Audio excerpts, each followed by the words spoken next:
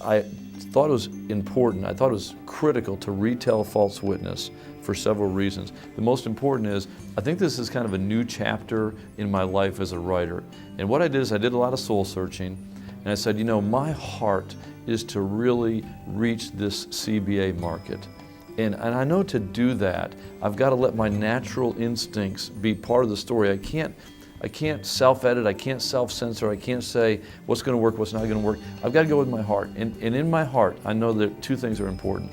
One is Christ changes lives, and only Christ changes lives. And the truth is, He changes them in miraculous and supernatural ways. And so to write a book that really will appeal to Christians, but also that Christians will be excited about giving to their friends, I went back to where I started. I started with Directed Verdict, which is a story that has a very real conversion story in it with the main character. And False Witness, when I have retold the book, I did the same thing. I took the spiritual journey of these main characters, I made it as authentic and realistic and messy as it is in real life. But it's a total transformational change that Christ does in our lives. A second part of the retelling that I think is very important is, what's the ministry purpose of this book?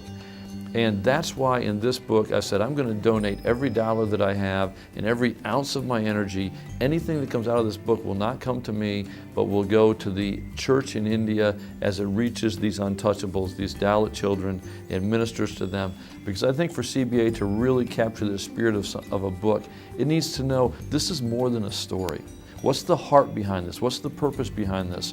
And my purpose behind this is to help the church where the church is most on the move and most desperate for help, and that is India, where I'm a lawyer and I'm a pastor. And in India, the human rights and the spiritual issues all come together and are merging in miraculous ways. So that's the second reason I wanted to retell it. The third reason was, I think as authors sometimes we get ourselves so spread out across so many different markets, we forget, who was the person that I came to the dance with? Who is my real core audience? I think my real core audience, I've decided, is the CBA market. And I want to be able to look at myself at the end of the day and say, I've done everything possible to speak to the heart issues of that market. And I think False Witness does that now in a way that it never did before.